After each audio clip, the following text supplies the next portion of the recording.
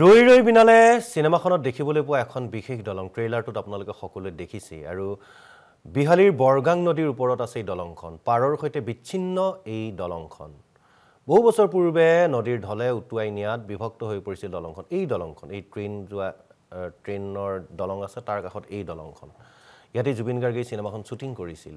দলংখনক জুবিন গাৰ্গ উদ্যান হিচাপে নিৰ্মাণৰ দাবী উত্থাপন হৈছে এই যিখন পৰিত্যক্ত দলং উটুৱাই নিছিল এটা অংশ আৰু আনটো অংশ যেটো আছে সেই অংশটো পাৰৰ পৰা কিছু বিচ্ছিন্ন কিন্তু এই দলংখন এতিয়া উদ্যান হিচাপে গঢ়ি তুলিবলৈ স্থানীয় লোকে আহ্বান জনাইছে কাৰণ জুবিন গাৰ্গে এই দলংখনত পৰিত্যক্ত দলংখনৰ কাষতে শুটিং কৰিছিল এই দলংখনতো শুটিং কৰিছিল গতিকে বৰগাং নদীৰ ওপৰত আছে দলংখন এক সুন্দৰ পৰ্যটন ক্ষেত্ৰ হোৱাৰ সম্ভাৱনা আছে লগতে জুবিন গাৰ্গৰ যেহেতু শেষৰখন অন্তিমখন সিনেমা ৰৈ ৰৈ বিনালে ইয়াতেই শুটিং কৰিছিল স্থানীয় লোকৰো বহু আবেগ অনুভূতি জড়িত হৈ আছে জুবিন গাৰ্গৰ স্মৃতি বিজড়িত হৈ আছে গতিকে জুবিন গাৰ্গৰ স্মৃতি বিজড়িত এই পৰিত্যক্ত পুৰণি দলংখন যদি পৰ্যটন বিভাগে গুৰুত্ব দি বা প্ৰশাসনে গুৰুত্ব দি স্থানীয় বিধায়কে গুৰুত্ব দি যদি পৰ্যটন ক্ষেত্ৰলৈ পৰিৱৰ্তন কৰে জুবিন গাৰ্গৰ স্মৃতি জড়িত স্থান হিচাপে তেন্তে নিশ্চয়কৈ এক খুব সুন্দৰ কাম হ'ব এই দাবী উত্থাপন কৰিছে আহ্বান জনাইছে এতিয়া স্থানীয় লোকসকলে এই সন্দৰ্ভত আমাৰ বিহালীৰ সাংবাদিক কৰণ শইকীয়াৰ এক প্ৰতিবেদন আছে সেয়া আগবঢ়াইছো অসমৰ হিয়াৰ আমতো জুবিন গাৰ্গৰ যি ছবি ৰৈ ৰৈ বিনালে মুক্তি পালে আৰু এই স্থানতে আচলতে জুবিন গাৰ্গে যি শ্বুটিং কৰিছিলে সেই স্থানত আজি আহি উপস্থিত হৈছেহি আৰু পোনপ্ৰথমতে এখন বিশেষ দলঙৰ কথা উল্লেখ কৰিম দলংখন মোৰ কেমেৰা সহযোগে দেখুৱাব আৰু বৰ্তমান দলংখনত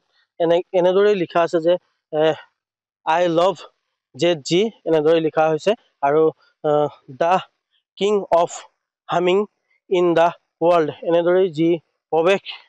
দলংখনলৈ প্ৰৱেশ কৰাৰ আগমুহূৰ্তত এনেদৰেই তেওঁ জুবিন দাৰ স্মৃতিত আচলতে এনেদৰে লিখা হৈছে আৰু মোৰ কেমেৰা সহযোগে যি দলং আছে সেই দলংখনৰ দৃশ্য দেখুৱাব এনেদৰে আচলতে বৰ্তমান সময়ত যিখন দলং আছিলে আঢ়ৈ দলং বুলি আচলতে কয় এই দলংখনত জুবিন গাৰ্গে আহি ৰৈ ৰৈ বিনালে ছবিখনৰ শ্বুটিং কৰিছিলে বৰ্তমান সময়ত এই যিখন দলং আছে এই দলংখনক আচলতে পৰ্যটন ক্ষেত্ৰলৈ নিয়াৰ বাবে কিছু পদক্ষেপ গ্ৰহণ কৰাৰ প্ৰয়োজনীয়তা আছে যিহেতু জুবিন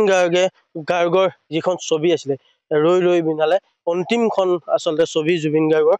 এই ছবিখনত এই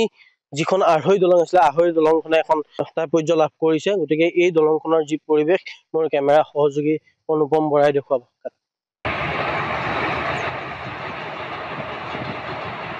আঢ়ৈ দলঙত আহি উপস্থিত হৈছে এই মুহূৰ্তত স্থানীয় লোকসকল আছে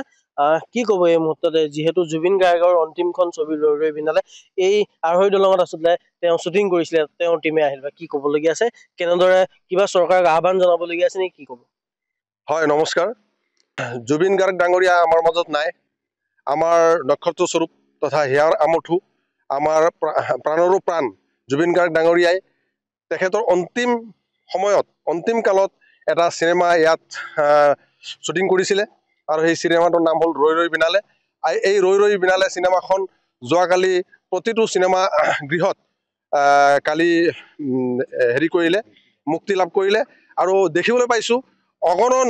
গুণমুগ্ধই এই চিনেমা চাবৰ কাৰণে গৈছে আৰু চাই তেখেতসকল আপ্লুত হৈছে তেখেতসকল যেতিয়া চিনেমা ঘৰৰ পৰা ছবিগৃহৰ পৰা ওলাই আহে তেতিয়া প্ৰত্যেকৰ চকুত চকুলো আৰু দেখিবলৈ পাইছোঁ গোটেই অসমত এই চিনেমা চাবৰ কাৰণে জুবিন গাৰ্গ ডাঙৰীয়াৰ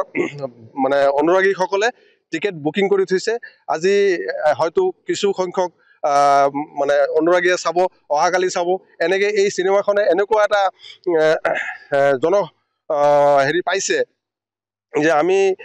কেতিয়াও ভবাও নাছিলোঁ আৰু তেখেত আমাৰ পৰা আঁতৰি গুচি গ'ল তেখেত থকা হ'লে আমি এই চিনেমাখন তেখেতে নিজে চাব পাৰিলে নিজে ছবিগৃহত বহি তেতিয়া আমি আৰু সুখী হ'লোঁ হয় আৰু আমাৰ নৱপ্ৰজন্মই আৰু আমাৰ অসমৰ সাংস্কৃতিক মঞ্চত আমাৰ আৰু বিকাশ ঘটিলে হয় আৰু তেখেতে এনেকুৱা ধৰণৰ বহু চিনেমা আমাক দি গ'লে হয় আমাৰ নতুন প্ৰজন্মই তেখেতৰ লগত এই চিনেমা শ্বুটিঙত আৰু সুযোগ পালে হয় আৰু এই সুযোগ্য সন্তানসকলে এসময়ত হয়তো জুবিন গাৰ্গৰ নিচিনাই আৰু মানে প্ৰতিভা বিকাশ কৰিলে হয় আমি আশা কৰিছোঁ যে এই আঢ়ৈ দলং আমাৰ অসমত বিশ্বনাথ জিলাত বিহালী সমষ্টিত অৱস্থিত এই আঢ়ৈ দলংটো বিশেষভাৱে চৰ্চা লাভ কৰিছে। জুবিন গাৰ্গ ডাঙৰীয়া অসুস্থ অৱস্থাতো তেখেতে আহি ইয়াত চিনেমাৰ শ্বুটিং কৰিছিলে। আমাৰ ইয়াত বহু স্থানীয় ৰাইজে প্ৰত্যক্ষ কৰিছিলে। আমি দুদিন আগত যেতিয়া টিভিত নিউজ ওলাই তেতিয়া দেখিবলৈ পাইছিলোঁ পোনপ্ৰথমেই আমাৰ এই আঢ়ৈ দলংটো, আমাৰ আধা দলংটো বৰগাং নদীৰ ওপৰত প্ৰতিষ্ঠিত এই দলংখন আমি দেখিবলৈ পাইছোঁ। আমি অতিকৈ সুখী। আমি চৰকাৰক, অসম চৰকাৰক তথা স্থানীয় প্ৰশাসনক অনুৰোধ জনাম যাতে জুবিন গাৰ্গ ডাঙৰীয়াৰ স্মৃতি ইতিহাসত মানে ৰাখিবৰ কাৰণে ইয়াত এটা উদ্যানৰ যদি ব্যৱস্থা কৰিব পাৰে তেন্তে ইয়াত এটা পৰ্যটনস্থলী হ'ব। আমাৰ ইয়াৰ বিহালীবাসী তথা অসমবাসী মানুহে অনুভৱ কৰিব যে জুবিন গাৰ্গ ডাঙৰীয়াই ইয়াত এটা ছবি নিৰ্মাণ কৰিবৰ কাৰণে আহিছিলে, ইয়াত এটা স্নেপ লৈছিলে আৰু তেখেতৰ এই ছবিখন মুক্তি লাভ ইতিমধ্যে কৰিছে আৰু সমাজত স্থান পাইছে। আমি এই ছবিৰ জৰিয়তে আমাৰ এই বৰগাং স্থিত বিহালী স্থিত যি আঢ়ৈ দলং ইয়াৰ এটা যাতে বুৰঞ্জীত এটা নাম থাকি যায় আৰু চিৰযুগমীয়া হৈ যায় তাৰে কামনাৰে মই আমাৰ স্থানীয় প্ৰশাসনক, অসম চৰকাৰক তথা আমাৰ যিজন বৰ্তমান সাংসদ আছে তেখেতক অনুৰোধ জনাম যাতে ইয়াত এটা উদ্যানৰ নিৰ্মাণ কৰিব পাৰে আৰু এই উদ্যান নিৰ্মাণ কৰিব পাৰিলে আমাৰ ইয়াত স্থানীয় যুৱক যুৱতীসকলেও নিশ্চয়কৈ কিবা তেখেতলোকৰ মানে সংস্থাপনৰ ব্যৱস্থা হ'ব। হয়, তেখেতে উল্লেখ কৰিছে যে যিখন আঢ়ৈ দলং আছে জুবিন গাৰ্গে আচলতে শ্বুটিং কৰিছিলে এই স্থানত আহি ৰৈ ৰৈ বিনালে ছবিখনত তেখেতে শ্বুটিং কৰি যি শুভ মুক্তি লাভ কৰিলে ছবিখনে আৰু তাৰপিছতেই আচলতে এই স্থানীয় লোকসকলে